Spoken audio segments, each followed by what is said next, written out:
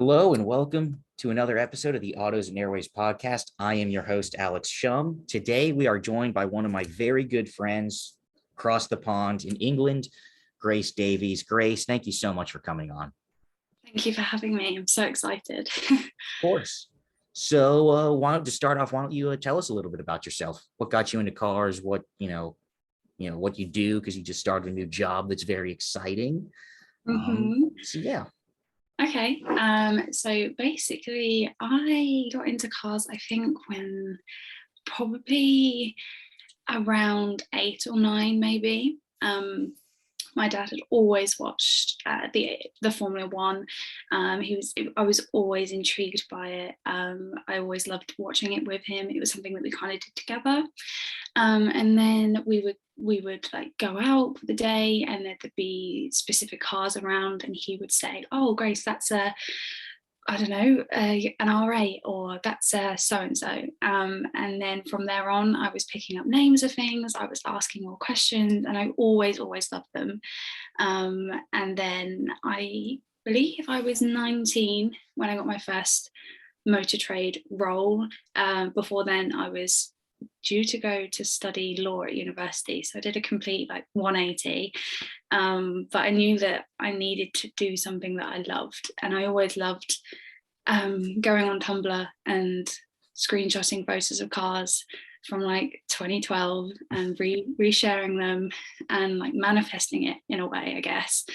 And yeah, I just decided that I had a love for cars. I really wanted to get involved with them, wanted to learn more.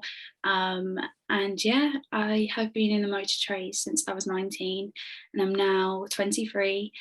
And I do have a new role. So I've only been there since, I think, middle of November. But I am a social media manager and web coordinator. So it's a hefty title, for H&R and Ferrari in London, which still is crazy for me to actually say that out loud, because I do waffle on about it, but I do genuinely believe it's like a dream come true. So yeah, that's pretty much what I do. We met through Instagram, I think, didn't we? Yeah. So yeah, I have a Instagram page for cars, and I think I've only had that for about a year. Before then, I was kind of putting it on my personal stuff and decided to separate the two. So glad I did that. Yeah, that's no one really cares about that stuff. You post No, no one cares. It's just like I was in the same situation. And I still had people I went to school with that were on there, and then it was just too much, really, because I'd be scrolling, I'd see a photo of a girl I went to school with a baby, and then all of a sudden I'd see a car, and it was like, I just want to focus on cars. Don't care about your baby, in the nicest way possible. And so yeah, I made a car page, and then I eventually made a YouTube channel, which I kind of suck at. I'm not consistent because life is just not routine enough for me, so I can't plan uploads, but I still have one, so that's one thing, I suppose. Yeah, no, I'm the same way. I suck at it, and also I just don't have the time to do it. And I discovered this, and it's so easy. Podcasting, just yeah, it's easiest thing in the world. Exactly. Just go on Zoom, you talk, and you upload. Podcast. Just no bloopers this time. Yeah, no bloopers. Don't interrupt me like you did. I've still got that saved for part 2 of bloopers, because so many people messaged me and they were like, we need a part 2. So I've got that in the bag for the part 2. It's literally the funniest thing. It makes me laugh every time. Some of you might know what we're on about, but back probably 6 or 8 months ago, I was filming a video, and I was sitting at a table, and I had my car in the background. I was talking about just ownership of my car, and I get a text message, and it's my fault because I forgot to silence my phone, and it was you. It just I I don't even remember what I said, but I was like, You swore. did I? Yeah, you did swear. It was more so your face when you read it. You were so disappointed you hadn't turned your phone off, and it was just funny. It was so funny because then you just lost it. You just didn't know what you were Yeah, saying. I It was like, forgot. yeah, like I don't know, 20 seconds of you sat there thinking, what was I even talking about? Oh no, it was actually like 2 minutes. It went Oh, on. You didn't see the whole thing. oh wow. I'll have to send you that. It was I did definitely ruin it then. it's fine. I figured it out eventually. I think I was Good. talking about like fuel economy or something like that, but regardless, that was yeah, that's a gem. That is a treasure. That's sticking around for quite a long time. But yeah. So let's move on to the cars and bid segment. Mm-hmm. So we car that you chose is this. Of course. Shock. Yeah. I mean, what's funny is we chose the same car But by yeah, accident. This is that the is second good. time this has happened. Um, the first episode I ever did, my buddy Andrew and I chose the same car, and it was a 911 Carrera S with aero kit because it was just such a unique car. And eventually I was like, yeah, you take that, and I'll just find something else. So why don't you tell us about this Ferrari 430, because it is quite a special one. Oh, it's absolutely stunning. I think what drew me the most to it is the fact that it's a gated 6-speed manual. So Yep. that's like Ferrari's famous gated shifter. And it's, of course, finished in classic Rosso Corsa. Oh, just look, it's so beautiful, isn't it? And it's It's really clean inside, yeah. really clean. I know that it has some carbon fiber trim as well. And I just think it's just absolutely stunning. Really well maintained, and obviously it's a naturally aspirated V8, the last of the mid-engined V8s from Ferrari with the 6-speed manual. So I do think it's quite iconic. And yeah, I just really I know that they have changed the stereo, Yeah. which to me is just like, oh, Well, it's a shame. It's got Sirius XM satellite radio and HD radio, so it's nicer.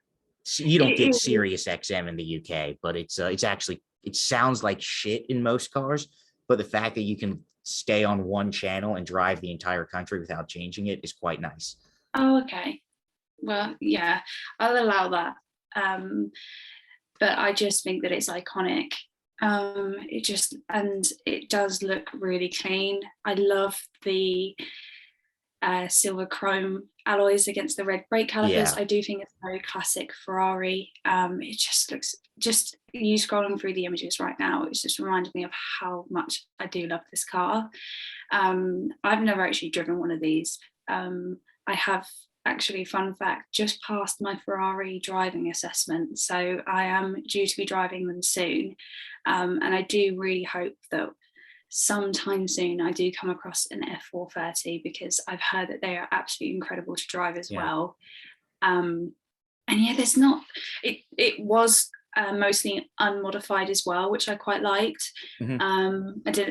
I don't really, it really does depend. I'm not really. Modifications is the Alpine stereo and Yeah, a PPF, which I don't even really consider a I paint wouldn't protection class as film a modification. modification. No, so it is a clean example, judging by the photos.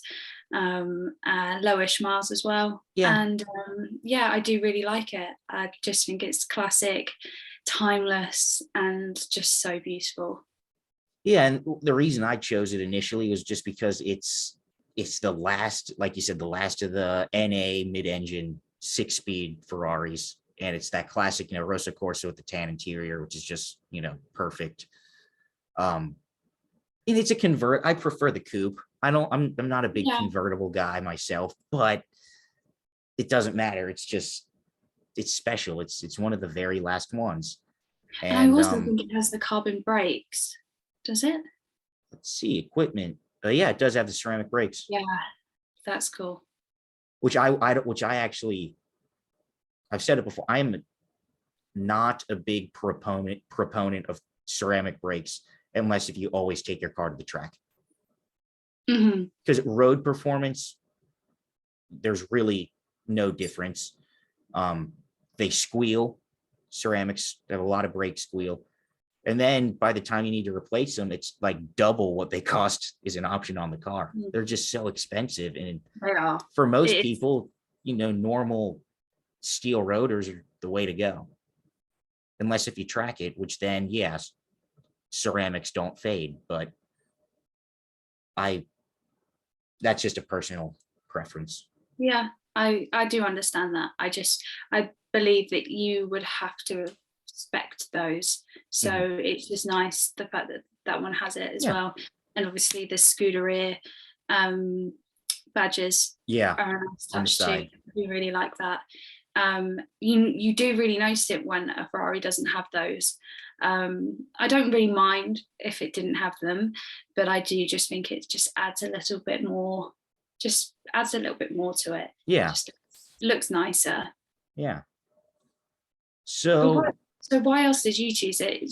Because of obviously the mid engines naturally aspirated. That's yeah, it was the end of an era, and it's this was kind of a car when I was a kid. This was like the big car, so it's something that I've always remembered. And it's just a really nice one. I mean, it's getting harder to find these in like mint condition like this. But that's pretty much why. And it's just a car that's it's you don't see many this nice anymore.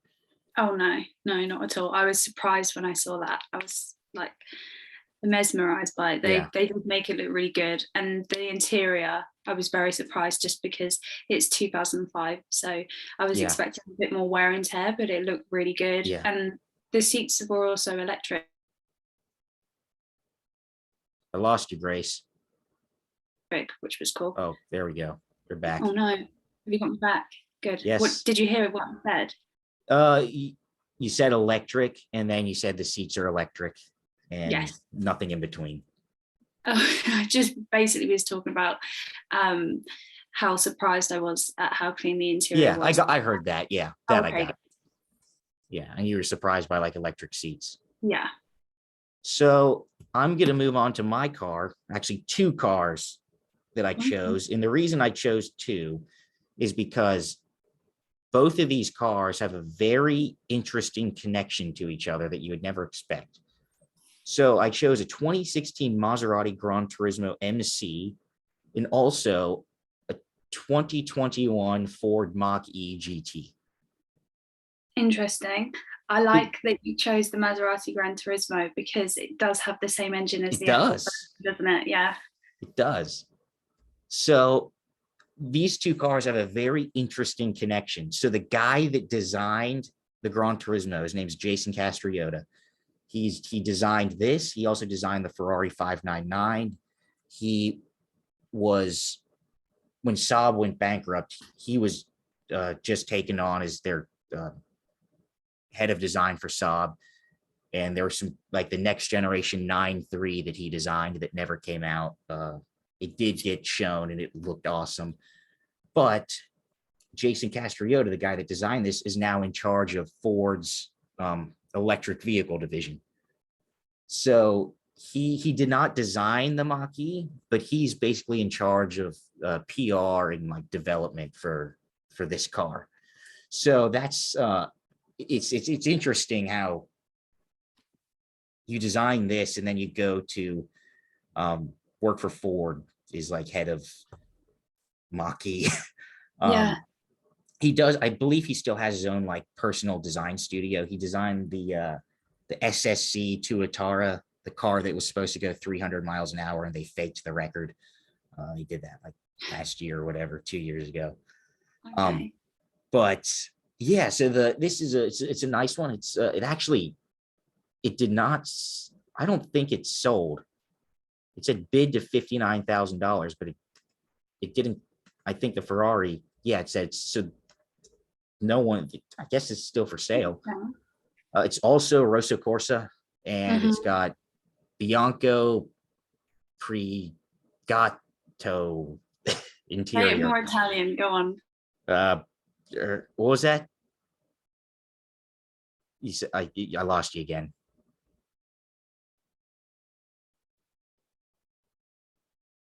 I'm just gonna wait. Okay.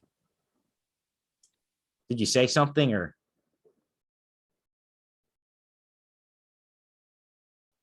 I keep losing you. Come back.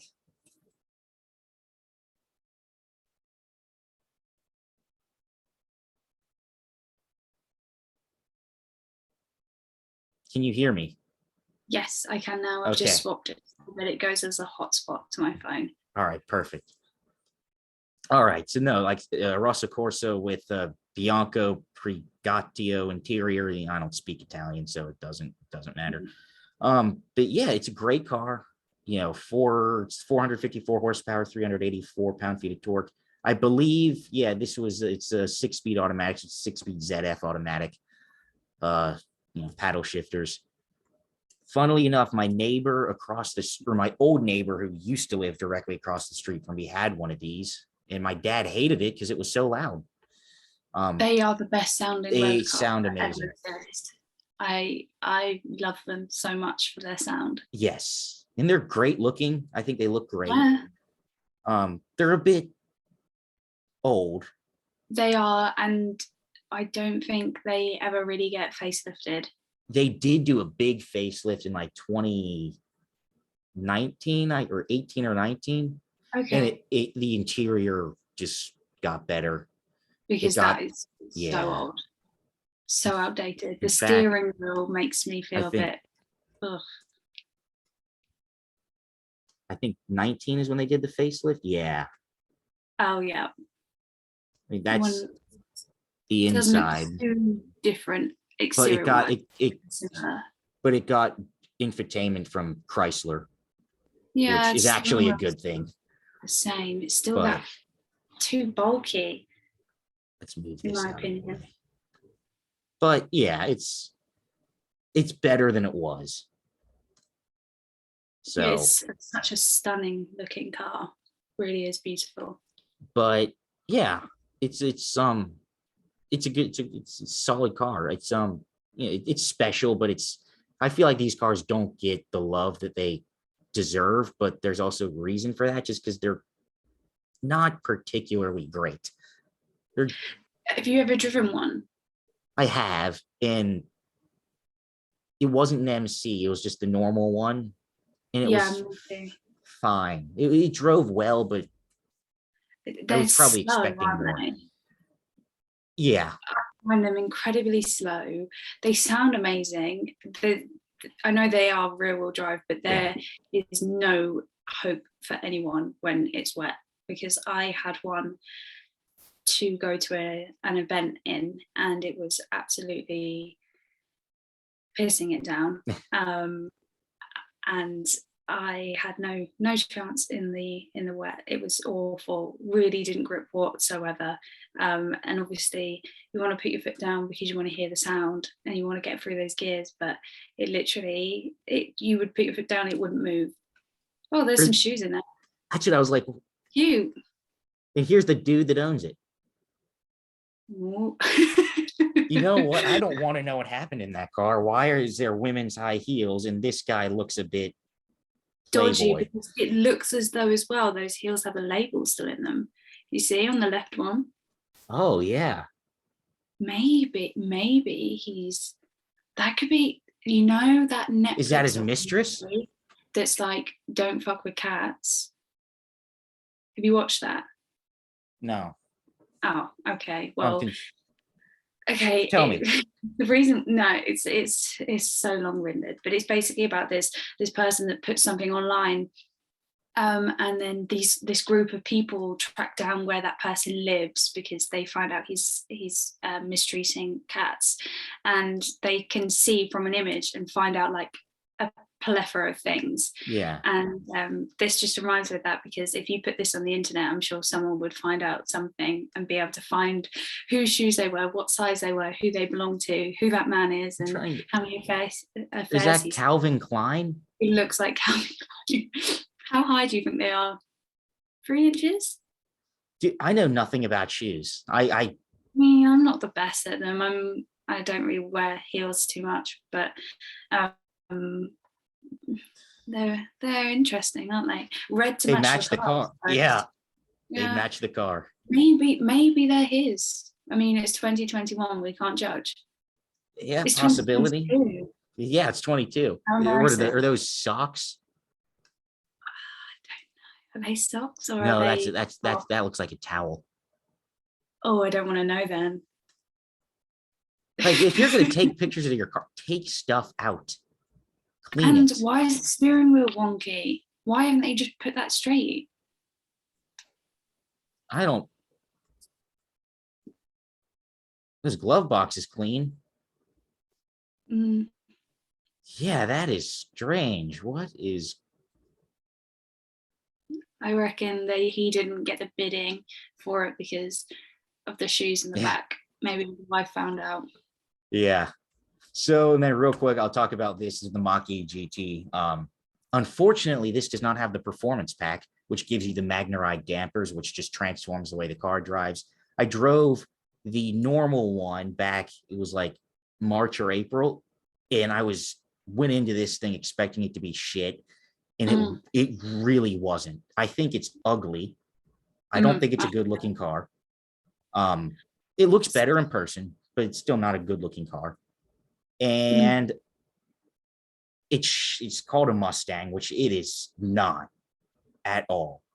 Okay. However, it drives way better than it has any right to. It drives incredibly well. The chassis tuning was fantastic. And that was the normal one. It was the all-wheel drive with the large battery. So it was like 346 horsepower. 0 to 60 is like 4.8 seconds. And you know what? You could get it to oversteer just a little bit. Oh, really? Stability controls, you cannot turn it fully off, but you could get it to slide a little bit. Sliding around the corners. And then I recently drove the GT Performance pack, which is faster. That's 0 to 60 in 3.5 seconds. It's 480 horsepower. It has more torque than the normal one. I think, does it say how much torque this has? 600 pound-feet of torque. The Performance has like 640, I think. And it also has the adaptive dampers, the Maserati, which is the same one that it's used in Ferrari, which is just excellent. I do not like. It's a little bit Tesla. I hate that. Well, all right, it's Sync 4. That screen's actually very good, but I want physical buttons. Luckily, it does have a gauge cluster. And the thing that kind of shocked me about this is Fords have always had really cheap interiors. My sister drives a Ford Escape, and it's not loaded, but it's the one below the top of the line, and it's pretty cheap on the inside. This was actually really nice. That's not real leather, but it felt like real leather, and everything was screwed together well. This is cool. On the dashboard, this is a Bang & Olufsen speaker. Oh, on the dashboard. That looks really good. It sounded pretty good. It's not the same Bang & Olufsen that you get in like Audis or Aston Martins or anything like that. But yeah, for what it was really good. But yeah, so I guess we'll stop that here. And then I know you wanted to discuss some cars that are coming out this year.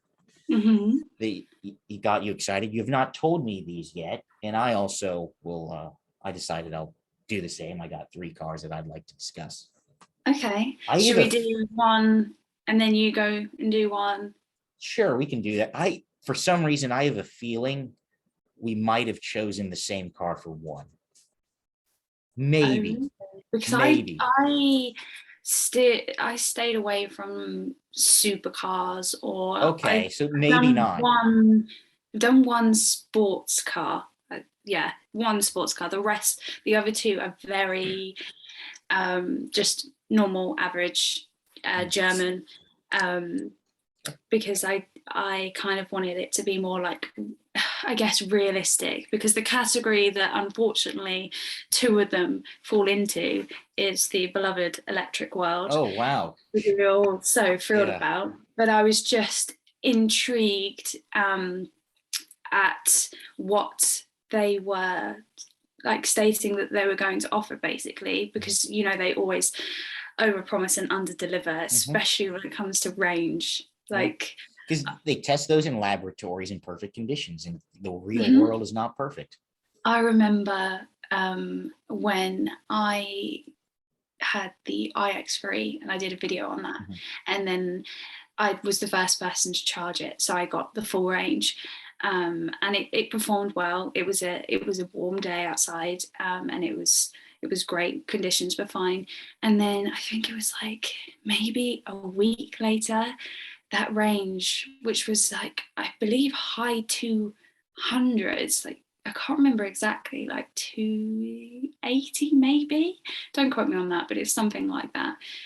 And then someone charged it for a test drive, and it had dropped to like 190. Are they flooring it the whole way or something?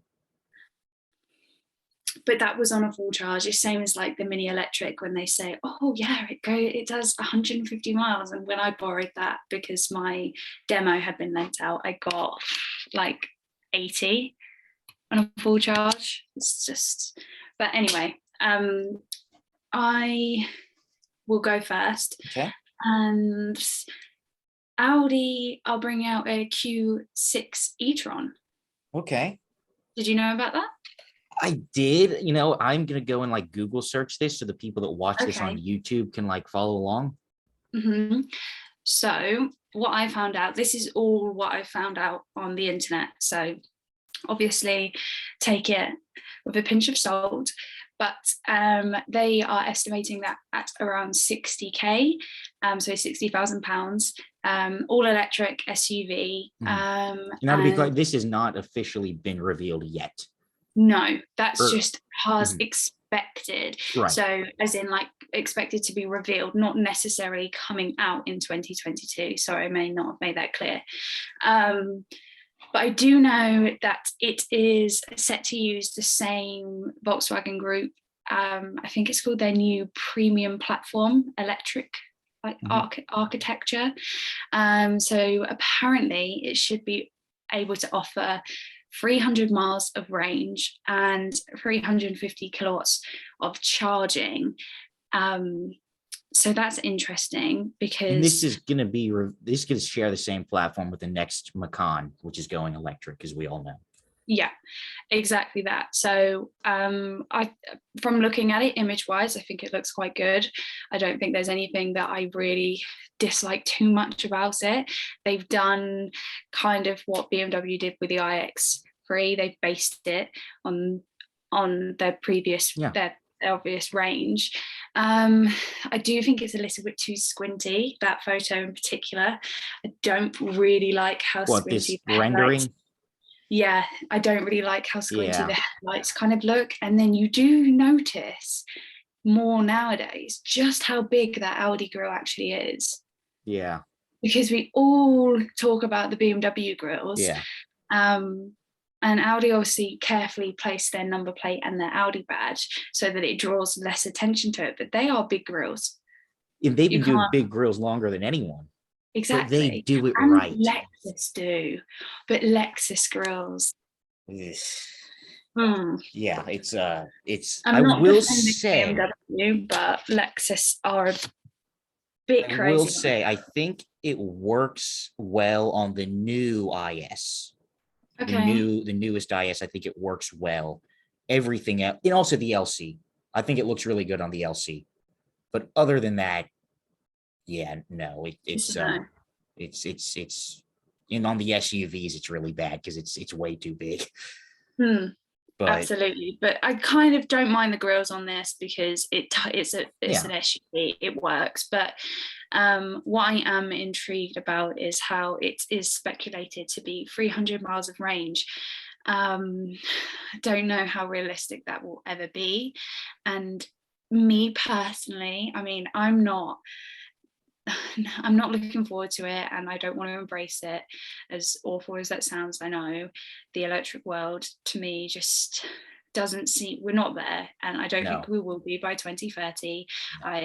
I just believe that we're being scaremongered into thinking we need to all go electric. But to me, obviously Audi and their price range, they're not cheap. I'd say the average person wouldn't be able to go for a £60,000 Right. SUV, and for only 300 miles of range, which will never actually be 300 miles of range. We're probably looking at 250, aren't we, realistically? To me, that's rubbish. Yeah. I think it's absolutely just like, what, this pointless. Why bring out that car in 20? I reckon it's going to come to what, 2023, 2024 maybe. I'd say it'll probably be revealed this year, and it'll probably be on sale by the end of the year, early next year. Why don't they just take the time to properly, the one thing I will say, and I know you're not a Tesla fan, is they are there with their testing and their equipment, and they're there with their batteries, and they're there with their ranges. Yeah, I agree. So they have more funding, and no, they don't. They don't have more funding. I'd say they would have more funding in the sense that they're more, not, I wouldn't, maybe not more funding, but they're more popular. Yes, I'll give you that. But yeah, more popular, and so people will get behind them more because their technology is more advanced, in my opinion. So I think that Audi maybe, and the other manufacturers, should maybe take more time out in thinking about their electric range and actually develop something that's more impressive than 300 miles of range. Yes, and I agree. I will say Tesla's battery technology is better than anyone else right now. I fully admit that. I will say Mercedes, the new EQS, I actually had the chance to drive that. I was extremely impressed. And I'm not a big Mercedes guy at all. I think the only good Mercedes products are the S-Class, the E-Class, the G-Class, and the SL. That's it. I think all the other ones are just not that great. They used to make great stuff, and now they don't. But the EQS was incredibly good. The hyper screen is a little stupid, but it works. In the range on that's pretty impressive. But I will say with Tesla, their whole issue is, I like Elon Musk. I like a lot of the stuff he does. But with Tesla, he is basically kind of scamming people. He comes out with all these new products like Cybertruck. Cybertruck, they said, oh, it's going to be in production last year. It never was. And they're always behind. But they just, last week, they took everything down on their website about Cybertruck. There's no date on when it's going to go into production. Okay. There's no date. I mean, I don't know if you can, I assume you can probably still order one, but basically what he's doing is he's coming out with these fake products that all of these people really want, and people put money down, and it's just not there. And he goes to, Morgan Stanley and goes like, oh, hey, look at all of these orders we have. Will you invest? Will you give us some money? And they do. And it's just not, I don't like that about it. I like a lot of his other stuff. SpaceX is cool. I mean, my company, we do a lot of business with SpaceX. They buy a lot of our stuff.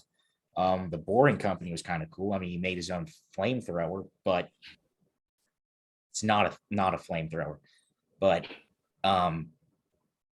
yeah, Tesla, it's just, I don't like how he's managing that. And really, Tesla could be so much better if Elon Musk left and got someone with real experience in the auto industry, because I think they could do a whole lot better.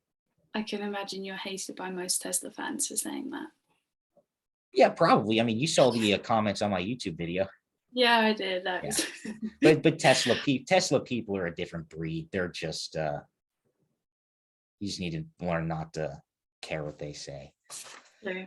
Okay, interesting. I appreciate your points. Yeah. So I guess do you have anything else to say, or do you want me to go with one? No, you can go. You can go next.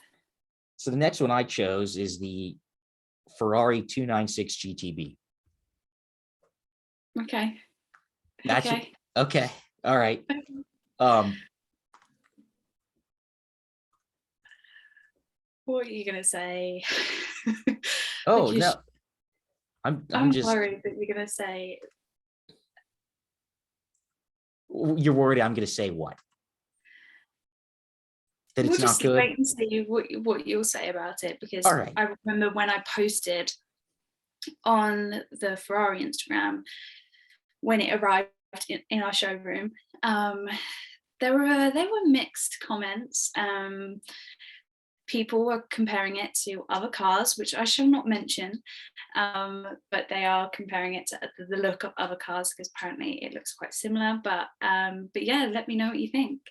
So obviously it's a V6. It's a 3-liter twin turbo V6. It's a 120-degree angle V6. So it's actually quite narrow V6. 8-speed double clutch transmission. So the engine by itself makes 654 horsepower, and it's a plug-in hybrid. It's actually Ferrari's first ever full rear-wheel drive plug-in hybrid. SF90 is all-wheel drive. Yeah. It has a 15.5-mile range. I believe that's the US estimate, because the US does not use the WLTP. We use the EPA, the federal government. That's just pretty much useless. In all, it makes 819 horsepower, 8,000 RPM, and 546 pound-feet of torque, 750 Newton meters. It's 6,250 RPM. It's going to cost estimated around $250,000 base. In what's actually really interesting to me is the Assetto Fiorano package, which is obviously weight reduction. It has a Lexan rear window, so it's plexiglass. The most important thing in this package is it has the Multimatic Dssv Dampers, which are spool valve dampers made by Multimatic in Canada. Which these shocks are used in the Ford GT, the new Ford GT. They debuted on the Aston Martin 177. And they're actually also used. So the first car to get it was the 177. The second production car to get these dampers was the 2015 or 2014 Chevrolet Camaro Z28. Okay. Which was the 5th generation Camaro. It was still really big, but it had the 7-liter V8 LS7, 505 horsepower. It had I think at the time it was the widest front tires on a car. They're like 305s on the front. And the most interesting thing was that thing came standard. It had one speaker, and it didn't have air conditioning. What? You Even could Igo has air conditioning. You could pay extra to get it back, but it was all about weight reduction. It was a track car. And then obviously the current Camaro ZL1 1LE has these dampers. And also, strangely, the Chevy Colorado ZR2, which is like an off-road pickup truck, has these same shocks. And they're really good. But yeah, 0 to 60, they're saying 2.9 seconds. 0 to 100 is in 7.3 seconds. So it's, my Defender to 0 to 60 in 7. So this thing, by the time I hit 60, you're basically hitting 100. But yeah, I think it's a very good looking car. I agree. I guess some people are saying I think some people said it looks a bit like the Ford GT from some angles. I have heard some that. people say it looks also like the Alfa Romeo 4C from some angles. Oh, I haven't heard that. Really? I can kind of see it from that photo a little bit. It's more so the roof, I'd say. Yeah. That kind of looks similar, but not. And also Corvette. Some people say it looks like a new Corvette. Well. Yeah, I have heard that as well. But I think it's a pretty good looking car. lights are a little bit slim, but that's kind of what everyone's doing nowadays. But other than Yeah. that, solid car. I think Okay, it's, interesting. I'm excited. I would have liked a I'm V8, so but excited. I think, Yeah, I think, you know, you can make good power out of a V6. absolutely. Yeah, so the one that we were delivered was obviously just a showroom car. So Yeah. it was um, left-hand drive. And it just literally got delivered into our showroom, so no one drove it or anything like that. But when this car comes out and we get, I think are we getting two demonstrators maybe? I'm not sure. We may have more than one, but if we do get this as a demonstrator, I know that this will be a very, very interesting car to drive around London, because I know that there are so many opinions about it. I absolutely love it. I think that it looks really, really cool, and that's the best thing I find, without throwing too much shade, about working for Ferrari, is that they are bringing out very good looking cars. It's hard not to love any model they brought out, because I think that they are there with design. So yeah, let's go on to your last car, and then I'll do that. And then I know there was one thing you wanted to discuss, and then we'll talk about that, and then I'll ask you a few questions, and we'll wrap this up. Cool. So last one is, I'm not sure how you feel about this, because I know, again, I'm mentioning BMW again. Okay. However, I remember this being in the pipeline when I worked for them, and I was always very interested in this because I know that this is exactly what BMW is missing from their lineup, which is the M3 Touring. Oh God, I want that thing. You do? Yeah, yes, Interesting. yes. I love wagons, and it's not Me coming to the too. US. They're not selling it here. That's a shame. That's a real shame, Um, actually. and the problem is, like, if that thing had a normal grill, The grill's still very protruding, isn't if it? it had a normal grill, and if they sold it here, I would honestly probably want one. Yeah, I mean this. I mean, few people are so lucky you get the wagons. I love performance wagons. RS6 is one of my favorite cars. RS6 is my favorite car. One of my, well, not my One, favorite car, yeah. but one of my favorite ones. RS6 all day long. CTS V wagon, which I know you don't like, but here in No, the US, that thing is I mean, when that thing came out back in like 2011, it was a 556 horsepower supercharged V8 station wagon with a 6-speed manual, and it was faster around track than the Ferrari California, which was also brand new at the time. wow, that's interesting. Yeah. That's but but yeah. So Oh, look at that! uh, It's got, look, the brakes are glowing. Those are probably ceramics on the Nurburgring. yeah, that does. Yeah, so I think that it looks pretty cool.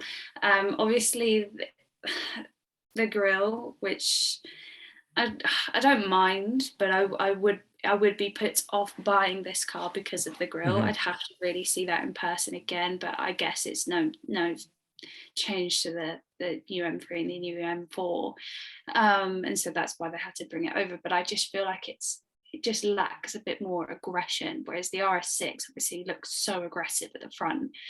And I feel I just it's the grills that are letting it down, because Yeah. the headlights look great. They're really nice and aggressive. The exterior styling is really lovely. Those competition wheels just look amazing on every Mm. car. Isle of Man green, the photo you selected, just Isle of Man looks green is so the best good, color on so the good. M3. On the That's because my favorite. I do quite like the Toronto red, but not on a wagon. You can So I say do. estate if you want. It's fine. People know. I'm just accepting your speech, your Yes. vocab. I like to say that I've always said the British invented the English language, but the Americans refined it. I like calling it. We'll call it a wagon.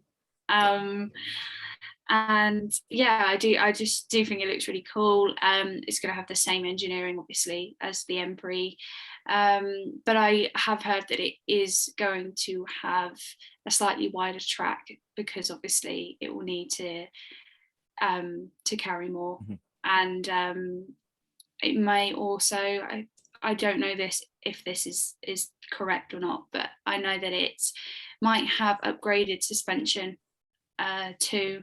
But I just think, so there's a company in the UK called Motec Performance that Mhm. Yeah, I you did the went videos. there, Yeah. and they do some really, really cool performance parts, and they can just transform your standard car.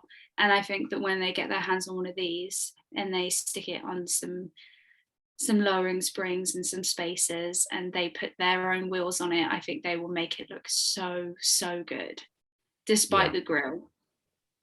Because from the back it looks good. That's what I've always, the new M3 and M4, I think are incredibly good looking cars everywhere apart from the front. I mean, I think, I mean, the M4, it's a bit big, I think, and the car got bigger this generation, but it's still a really good looking car. Yeah, Um, I do really like it. And to be fair, the grille grew on me on the M3 and the M4. I hated it at first, and then when I saw it in person, I did grow to like it a bit more. And I'm not mad about it. Like I'm not obsessed over it, but I don't hate it. Mhm. I just don't mind it. But I don't think I would own one. yeah, Because, so that I don't think it's too offensive, but it's I not for me. I still hate the grill. I'm Mm. used to it. I've seen it enough to the point I'm like, okay, yeah, that's. I still think it looks, I don't know, whatever you say, bloody awful. Um, but I've seen it enough to where the point's like, okay, yeah, I still would never want to be seen in one, but this is, and it's a shame because the normal 3 Series wagon is no longer sold here. Mm. They dropped that for the US with the the G20, right? That's the, or is that the 5? Whichever, the new No, G3 series. I Yeah, think it's it is G20. 20. Yeah. G20, yeah. It's funny when that thing, so in 2018 I was in Germany and we were in Munich and we went to BMW Welt and we did a factory tour of the Munich factory. Mm-hmm. And they had prototypes of the G20 and I knew what it was. I was like, oh, that's the new 3 Series. And they were like covered up, but they also had like a bunch of like, body in whites that were being assembled. They didn't cover it up.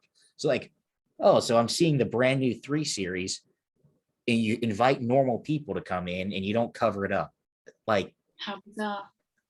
aren't you supposed, isn't that supposed to be like, you're not The supposed to see that? exclusiveness of it. Yeah. But I saw that before it got, Sure. but that was only like 3 months before it was officially revealed. So You could have leaked it. they I can't remember if they took your phone or they made you keep your phone in your pocket They because they do used that. to make you put stickers over your phones when I never went on one, but they used to do like Dealer launches. yeah, so they would put a sticker over your phone camera, and if the sticker was removed, they know that you were taking Yeah. photos. Yeah, but people always just put the sticker back on. Exactly. You would, wouldn't you? Yeah. But yeah, so that's a solid choice. I really, really do like. I think that car is going to be really awesome. But yeah, I will say so. The last car that I chose, is not surprising to anyone. Do you want to take a guess what it is? It's not surprising.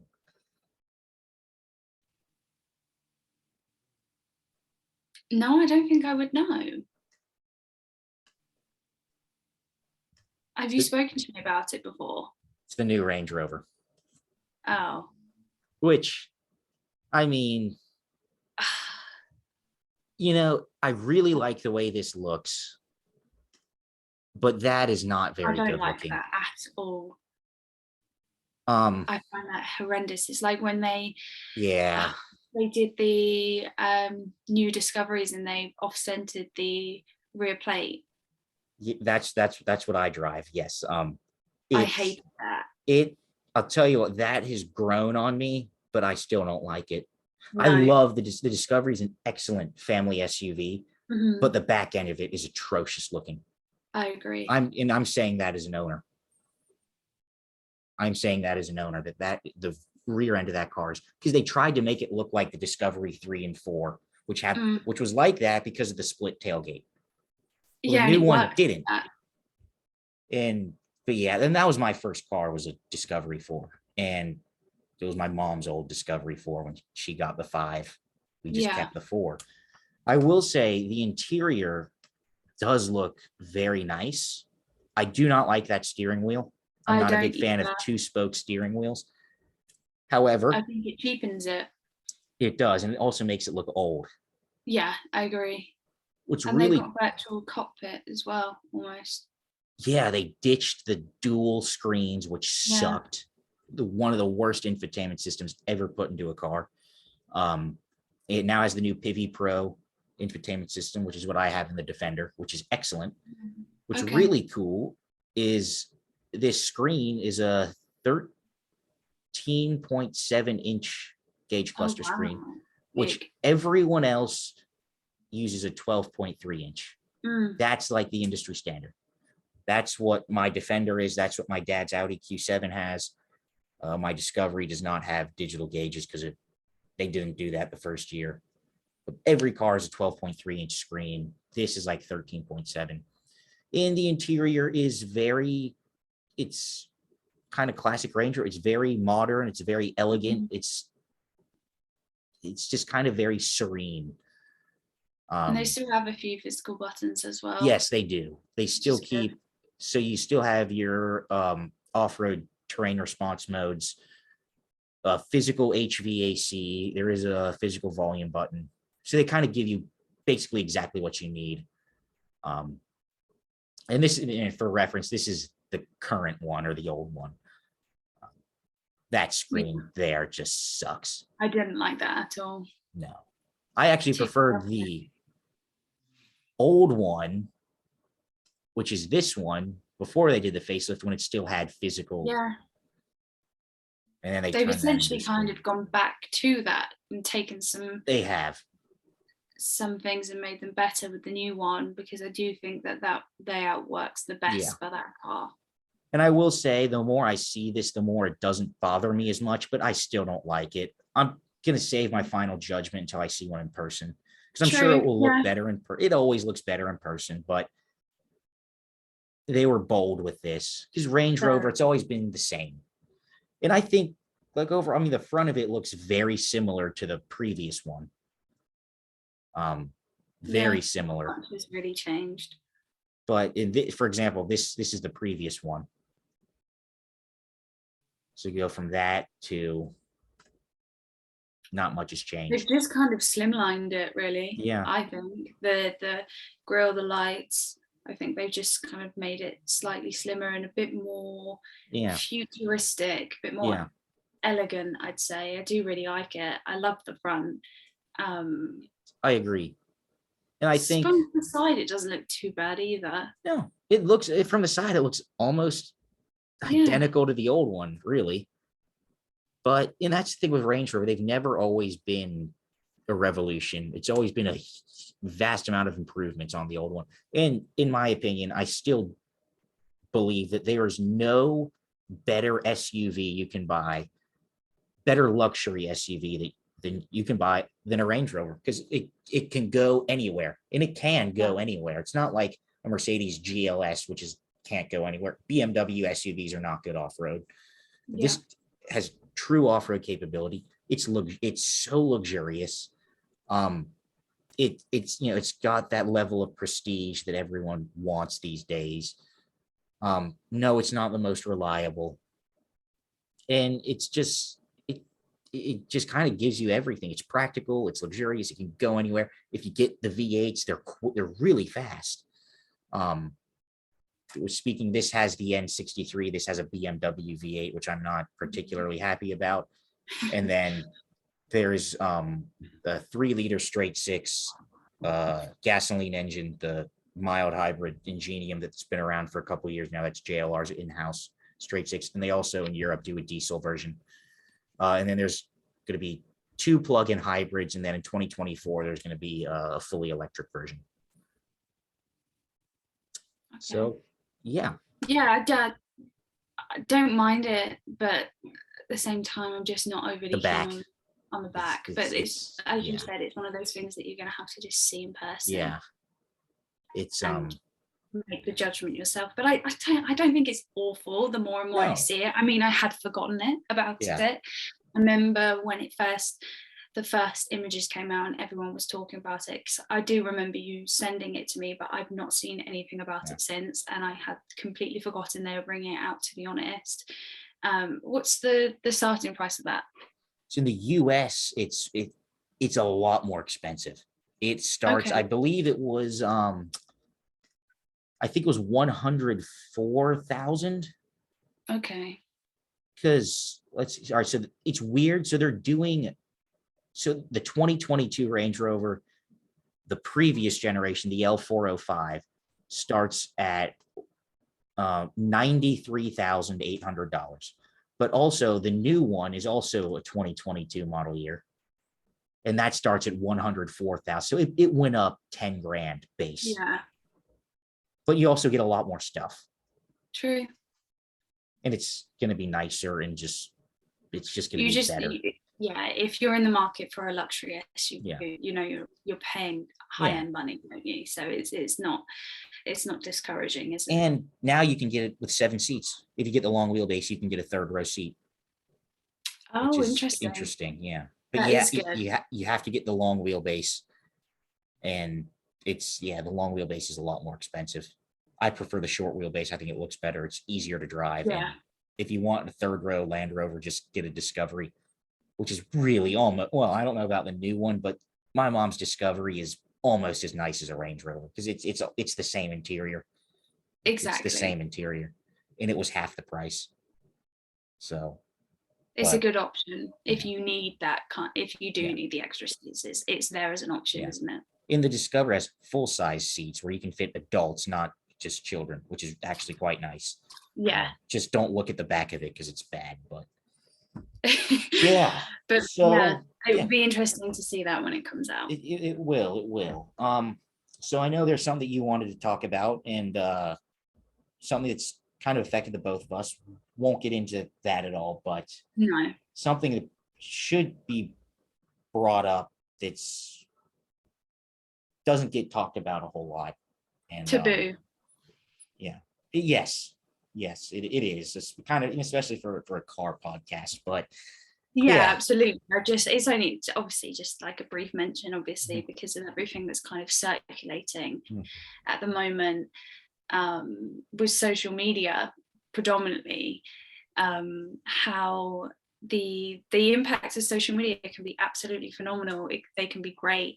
I truly don't believe I would have got the job that I have if I didn't have a YouTube channel or a car Instagram page, because it's essentially a visual CV. Because I know that nowadays people can make CVs into incredible spreadsheets with lots of information on them and photos and evidence and things, but it's always so interesting to obviously see the visual sides of things. But you could say anything about yourself, but you need the evidence of it. So if you are, as they want to say, successful in social media, that sort of thing, like engagement and the way in which you compose yourself and the way you write things and etc. So I do think that social media is a very, very powerful tool, something that we can't live without, regardless if it's personal. Then obviously you could probably live without it, but in terms of business sides of things, it's imperative. But also briefly mentioning the whole social media sides how it can also have negative impacts. And that's just, I don't want to dwell and I don't want to go too much into it. Like you said, it's a car podcast, but I do think it's really important to take breaks and take time out. I know that some people just see it as, oh, you're just posting a photo, but I know recently, when I was in my previous job, I was caught up in social media too much. I was unhappy in the job that I was in anyway. And so scrolling on social media, seeing everyone's highlight reels of how fantastic their life was and how great they were doing in their job and how great their YouTube was going or their Instagram was going. And I remember just comparing myself far too much to it. So I did take some time out. And I just think that that's a really important thing to raise, because I took that time out and I wasn't posting that much because I knew that I was posting and I was refreshing it to see how many likes it would get or how many comments it would get. And they're all important things if you're using social media as a means of income. I'm not, I'm doing it for fun. So I don't need to stress about that sort of thing. And I also don't need to follow accounts that aren't benefiting me. So I did a massive clear out. I got rid of things that I didn't need to see. And that's not in a nasty way or anything like that. I kind of just benefit whatever you need to do to get yourself better. Yeah. And I do think it's really important. I go on social media through my job, through my work, and I love that side of things. I love that I've got control over their social media. It's fantastic. And mine has taken a little bit of a backseat, and I'm so fine with that. I still upload maybe once or twice a week, but it's more so like the YouTube side of things. I think that was really affecting me in terms of thinking about, oh, if I think we've briefly spoken about it before, when you have like a video idea and you put so much time and effort into this video and you edit it fantastically and you put it up and it doesn't do well. Yeah. And it's kind of just like, well, why didn't that do well? I did everything I wanted to do. And then you can kind of just get so absorbed in the fact that that didn't do well. And yeah, I just think that really changed my mindset, because I was trying to push to make a video every week alongside a full-time job. And I was working 5 days a week at my job, and then a day of filming, a day of editing, and it was too much. So right, it just it wouldn't have worked out. Yeah, so kind of like what you're doing now. Instead, you're doing your podcast and you prefer that and you're enjoying it. I do really still enjoy YouTube, and I will be back on YouTube, but I think it's just nice to kind of have a break and kind of focus on what I need to do personally to kind of like get there. And yeah, I just kind of wish that that was more normalized and that people were more, I don't know how to kind of phrase it, but it's just a shame that something so positive can also be so negative. But I also do believe that if you kind of alter your mindset on how you look at things, it does really, really help. And yeah, the past couple of months were a bit difficult, but I just took some time out, and I literally couldn't be happier and more appreciative of everything that I'm doing at the moment. So yeah, just kind of like a light-hearted bit of discussion to be like, take a break. If you're listening to this podcast and you feel a little bit like that, like you're getting too self-absorbed in other people's lives, that you are not focusing on your own, because that's what I was doing. I was accepting that my job was a bit rubbish and it was making me feel a bit rubbish, and everyone else was in great jobs and they were so happy and they were maybe younger than me or older than me, and I was comparing myself far too much. And yeah, so the brake was good, and it kind of allowed me to get more passionate again. I was kind of losing the passion, which was a bit sad, but yeah, just kind of lighthearted, basically. Just remember to take a break. So let's move on to the next topic here. So kind of at the end, we always wrap up with some questions. So I'm going to start off. The first question I always ask is what got you into cars, but you already talked about that at the beginning. Mm-hmm. So what car or cars do you currently own? So this is an interesting one, but also one that kind of correlates to another slight topic about how I kind of mentioned it in the YouTube video that I did, which was a parody.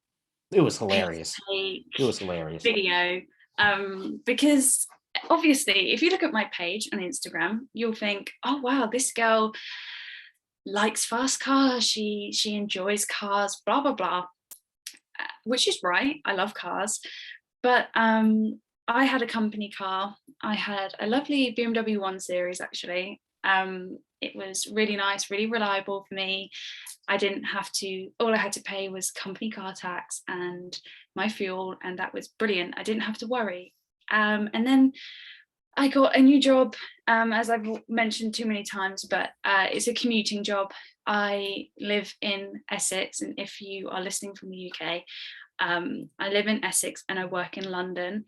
And so that commute is about, I'd say, about 50 miles. So it's not unachievable. It's nothing too bad. But I needed something to get me from A to B that was cheap, small, reliable. And there are so many charge zones. So one of them that I was entering was ULEZ, which is ultra low emission zone. And so I narrowed it down and I bought a Toyota Aygo. And to be honest, I've actually grown to really, really enjoy that car. It's not fast, it's not fun, but it's practical, it's small, it's red, which I hate. And I actually spoke to a company not long ago about how much a wrap would be on that car, just out of curiosity, because it has a nasty dent scrape on the side of it that really annoys me, not to the point where I want to spend money on it, but I look at it and it's just irritating. And yeah, to wrap it, I think it's about £1,200, which for the amount of miles I'm putting on that car, I just don't know if I can justify. Yeah. Because I probably am doing around 25,000 miles a year. I was going to say, where am I going? No, I'm doing 25,000 miles a year, which is obviously more than the average person. Yeah, a lot more. Which is why I didn't want to finance, why I didn't want to lease. I mean, I've never financed or leased a car before, and there's nothing wrong with that. It's just my parents never have, as yours too, always bought cash. I mean, they've not had incredibly fancy cars, but that's just something they've always done. And I bought this one cash because if I was to finance it, I would, finance a better car, maybe something a bit more, I don't know, like if I was to buy the BMW 1 Series I had, that was like £32,000. And I don't know why I'd do that to myself. So yeah, I have an Aygo, and it's great. It's so far, touch wood, it's been reliable.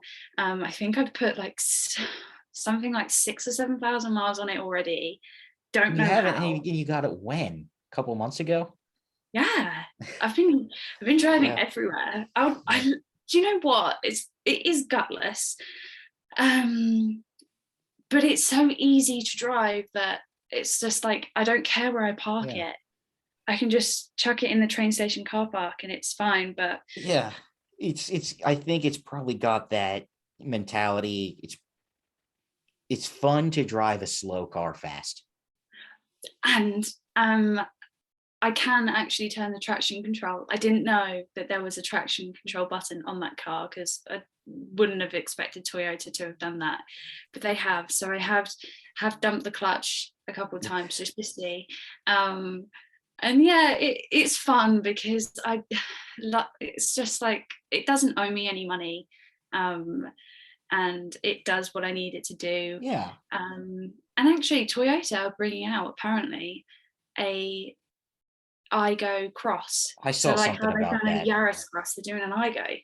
So that would be interesting because it is a very small car. But yeah, I've got an iGo. It's and like I told you, who cares? It's a commuter car. Exactly. It's just something until you can, get another car, something more fun. It really doesn't matter.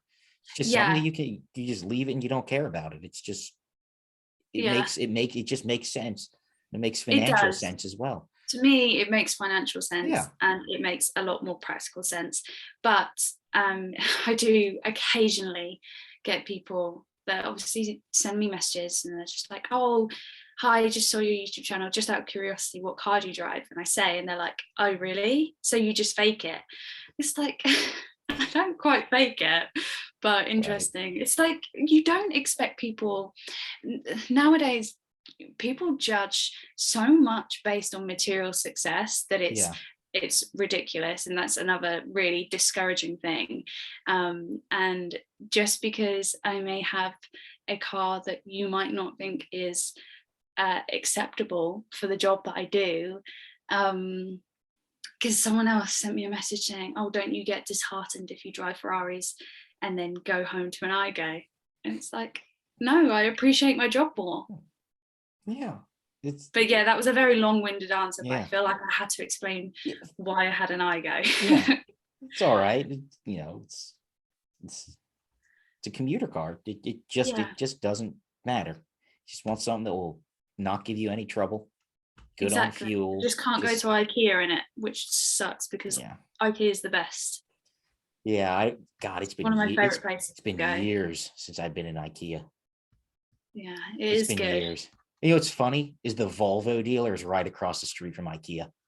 Oh, really? Yeah, it's like little Sweden and that's Cincinnati. Quite sweet. Or the original. There's another Volvo dealer down in like 15 or like 12, 15 miles south of me, and then that one's cute. Like a couple. But yeah, and then or Volvo was across the street, and then like directly next to it, they put in a Mercedes dealer. Just like, to spice things up. Yeah. So I'll tell you what is the most interesting and or weird car that you've ever driven? Most interesting or weird car I've ever driven? How are we defining weird? It could be something that you thought was weird, or just something that's just like, weird. Like when I think of weird cars, I'll think of something like, I've said like the Chevrolet SSR, which is like a pickup truck thing that was based on a car that had a V8, and it looked like it was from the 1930s, or something is maybe like a Chrysler PT Cruiser, which is shit. So but I'll go more of the interesting side. So this is a funny story. So I, when I started my first job in automotive, which was it was like a bunch of roles like car sales, social media, admin, all of that fun stuff. And we had a car wash company that we used to use, which was just around the corner. And so we do swaps throughout the day. My colleagues and I, they'd take a car there, and then if you needed a car cleaned for the weekend, you'd swap it with their one. And I remember it was my turn to swap a car. So off I went to the car wash, and I got there and I gave them the keys, and I asked for the keys for the car that I was taking back, and they gave me the keys to a Dodge Ram. No way. They gave me the keys to a Dodge Ram. And there I am, this little 19-year-old me. I looked at the keys and I was like, okay, looked at the car and I was like, right, okay, so you're expecting me to get in there and drive that back. That's not going to happen. It was left-hand drive for a start. And as they all are. Yeah, of course. But me being used to, because that was my first motor trade job, I hadn't even driven an automatic at that point. So they had to, I guess, teach me to drive an automatic. And then that was the first like hurdle, I suppose, of being very overwhelmed.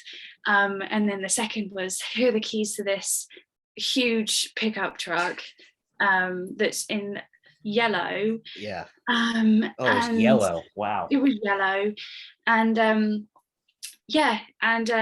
I was at the car park, and I felt like I kind of just had to just try.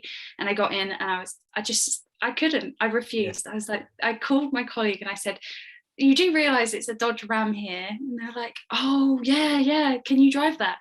No, no, I can't, and I'm not even going to attempt it because it was. So let's see, I have two more. So next one is a car that is not sold in your home market, the United Kingdom, that interests you, that you'd like to try out. I feel like you know what I'm going to say. I think I do. The Cadillac is it the CT4V Batwing? So they do. There's two. There's the CT4V Blackwing, which is smaller. That competes with an M3, a Giulia Quadrifoglio, C63, and then they have the CT5V Blackwing that competes with the M5, the E63, RS7. Okay, well, so they have two. Yeah, the one I was more interested in was the one I mentioned because, when we were speaking before, and I mentioned the M3, and you said about that, and then also I really do enjoy the C63s as well that Mercedes do. So I've been intrigued to kind of drive that and see how it does compare. But obviously we do not have it. No, you don't. And I'll tell you, this is kind of the issue with that car. It drives more like an M3 than the M3. Oh. It feels more BMW. And the reason for that is, so that platform came out in 2012, and then and that was used in the Cadillac ATS, Cadillac CTS, the Chevy Camaro. It's called the Alpha platform, and then the Alpha 2 platform came out like 2 years ago in the CT4 and CT5, which is just the new ATS and CTS, and the Camaro is still on the old one. But on the original one, the benchmark was E46 3 Series in terms of driving dynamics. So that was their benchmark. They wanted to make this car drive like an E46 3 Series. It felt a lot like an E46. I've driven a lot of E46s, M3s, the normal ones. It felt very, very European, very BMW. They drove well, and with the original ones, and when you got inside, it was terrible. It was so cheap and so plasticky, and it had the worst infotainment system ever. It was the early days of haptic feedback, like touch things. Yeah. But the new ones are amazing. The CT4, I've driven both. The CT4 I drove, which is the V6 twin turbo, 472 horsepower, I believe. That one had the 10-speed automatic. And then the CT5 with the 6.2 liter LT4 supercharged V8, that one is 668 horsepower. And that one was the 6-speed manual. Both rear wheel drive. And I'll tell you what, the 5 with the V8 put its power down almost like it was all-wheel drive. I remember you saying, yeah, which is interesting. You'd think something with almost 700 horsepower and rear-wheel drive will just spin the tires, and it will if you want it to. You turn everything off, it'll totally do that. When you put it in like the different modes, it's in the interior is now nice. Still not as nice as BMW and Audi and Mercedes, but it's pretty close. And it is like $30,000 cheaper than all the other ones. Exactly. So it's not as fast. It has more power than all of them, but it's rear-wheel drive. But then again, I guess the kind of 0 to 60 kind of times that you have to compare to, it only really makes sense if you're tracking that car. It doesn't matter. I mean, the M5 competition is so much faster than what BMW says. I think Car and Driver magazine got like 2.5 seconds 0 to 60. Or no, that was the M8 competition, but it's the same car. Yeah. They got 2.5 seconds 0 to 60 from an M8 competition. And they're like, they do like real tests. It's not like in the Cadillac does it in like, I think with the manual it was like 3.6. Yeah. Which is still fast enough. It's still but when really you compare fast. it to that, I suppose. But it's more fun because it's a 6-speed. You can get the automatic if you want, but the issue with that, and it's kind of the issue with all performance cars now with the manual, the gear ratios are just really long for fuel economy. Exactly. But hey, but it is nice to have that option. I mean, with us, there's just like most cars just come as automatic. You can't choose if you can get manual. Like the M3 and the M4, we don't get the manual. That's what I was just about to say. Yeah. There's Golf a YouTuber that very popular here. I don't know if you've heard of him, Joe Achilles. He works quite closely to BMW. And BMW let him go to Germany and drive the BMW M3. So the manual. So I'll send you the link to that video because it's really, really good. And he's really, really, really clever, and he knows what he's talking about. He's the only kind of YouTuber I'll really engage in and watch. It's really cool. Yeah. And it's funny because like the Volkswagen Golf R, also in the US, is the only market that gets a manual for the Mark 8. Interesting. And that's they're hitting dealers right about now. In my local VW dealer where I have a friend that works there, I drove the new GTI last month, and they're getting a Golf R at the end of this month that he's going to let me go over and drive it. Not sure if it's a 6-speed or if it's the DSG, but regardless, that's probably going to be my next car. Yeah. Once my warranty is up, I get a Golf R. And Are they very common over there? Because they're so common here that it puts me off. No, because it's funny with the Mark 8, the only Golfs we get in the US is a GTI and Golf R. Volkswagen canceled the normal Golf in the US. Oh, interesting. Most Golfs you saw were GTI. You saw Golf R's, but they're not as popular. And even but like big performance hatchbacks really aren't that popular here. I mean, GTIs, Focus STs were, but like stuff like the Focus RS, the Golf R, Civic Type R, it's just because they're a little bit more expensive. Yeah.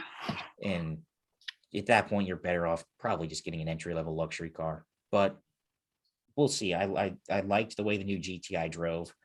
I didn't like the infotainment and the really cheap interior, which is just a shame. But overall, it was still a really good car. And it was still even a really good car. It was marked up $5,000. And even with that $5,000 markup, I still think it was objectively worth every penny. Oh, interesting then. It was really considering well equipped. The points you make about the interior, then you must really enjoy it. Yeah, the equipment. I'll send you stuff, when we're done here. And then I'll tell you what it was it's too early. It's only January 8th. But what was the best car you've driven, we'll say last year? What is your car of the year? That's so easy. Hold on. Let me guess. Is it SF90? No. I haven't. You can't drive that yet, can you? No. So the only Ferrari I've driven thus far is the Ferrari Roma. Okay. And I drove that around London with someone next to me to kind of get me used to a Ferrari. Mm-hmm. And then I had my Ferrari assessment this week on Tuesday. So now I am, I guess, qualified per se I'm trusted to drive the Ferrari. So I'm yet to drive the SF90, but I literally cannot wait to drive that car. Because you owe me a ride in July. 1,000 horsepower, I can't wait. I know you're used to like high horsepowers in the US, but high-ish, aren't you? Also, bear in mind, I drive a 300 horsepower 4-cylinder SUV. Yeah. But no, another one of my really good friends who was my first ever guest on the show, he drove the SF90, and he had some really cool thoughts about that. If you want, shameless plug, if you want to go listen to my first ever episode, you'll hear a lot about that car. Absolutely. So yeah, I am very excited to drive that one. But my favorite car of 2021 is the GR Yaris. Really? Mm. I was really impressed by it, like Interesting. thoroughly impressed by it. I loved the heritage of it. I loved that it was a homologation. Yes, homologation cars are always super cool. Exactly. And I just loved that it was the shell of a Yaris that's essentially a granny car. Yeah. But it's not even the shell of a Yaris, because like half the body panels are bespoke. Yeah, it does. I mean, it shares what, like two or three things with it. But yeah, I just love, there's nothing really that I could say was too negative about it, other than it is pricey for what it is. Well, it depends how you look at it. Some people look at it as it's early to mid 30s for a Yaris, and that's what most people say when I answer I really like that car, and that's understandable. And with the market that we're in at the moment, the inflation on that car is M2 money at the moment. Like, I've seen some go for £40,000. Wow. And above. So they're really doing well, but they are very, very expensive if you cannot get hold of it brand new. Yeah, I just really enjoyed it. It was responsive, it was fast, it was fun, it made me smile, and it was everything that I hoped it would be. And when I drove it, I didn't want to give it back, and I don't often get that feeling, and I did with that. Yeah, if it puts a smile on your face, that that's really, I'm kind of the same way. I mean, I've driven so many cars, so many really good cars that are objectively great, but I just don't really, they just didn't make me feel, they weren't special. If that makes any sense. And that is, I've said this before and I'll say it again, that's why I really, really like Jaguar Land Rover. They make excellent luxury cars. They make good sports sedans. They make fantastic SUVs. Objectively, a lot of the German competitors are better. They're built better. They are, sometimes they could be nicer. They could not be. Like JLR's interior quality is very good, but none of them have that special thing that you just can't put your finger on that makes it that's feel special. exactly it. And that's why I love JLR. And like I said, my dad drives an Audi Q7. It is a fantastic car. He's had it 4 years, 50,000 miles, not a single issue. It's got everything you could ever want. It drives very well. It drives like a car. Engine, it's a supercharged V6 that was in the B8, S4, and S5, and a bunch of other Audis. And as much as I love it, I kind of prefer the Discovery just because it feels a bit more special. Even though it's ugly, it's objectively in some ways not as good. It's got better third row seat room. I just prefer, and that's all German cars, really. It's just, they're so good, but they aren't. Even 911s as much, and I'm the biggest 911 fan. I've never really had like a big smile on my face in a 911. It's just, they're engineered to perfection, and that's why I appreciate them. But I am interested though. That was a solid choice. Yeah, and I feel like, going on from what you've said, because this car was essentially, as everyone was putting it, a Yaris, but it wasn't. It had character. It had character. It had usability. I mean, the ride was a little hard, so I did say that you could daily it if your commute was short and wasn't too long. You could definitely do that. But I literally just find that car so impressive, and I didn't doubt it, given that it was the Gazoo Racing Paris. I didn't doubt it for a second. And when I watched Matt from CarWow review it, and he went and bought one, so I knew he bought one. He bought I actually, last time I was in London, I saw him at Heathrow Airport. No way. Yeah. I was like, oh shit, that's the guy from YouTube. And I just kept walking.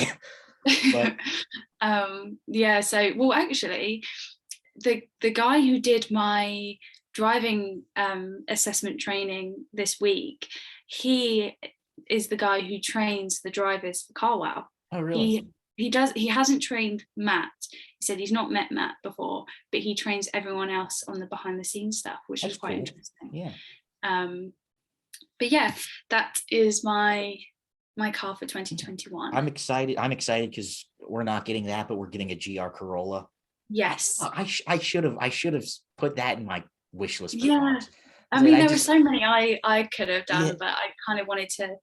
In Toyota's, they haven't really said anything about it at all yet, but it's going to be the same powertrain, but in just the slightly larger Corolla, because we don't get they don't sell the Yaris here anymore.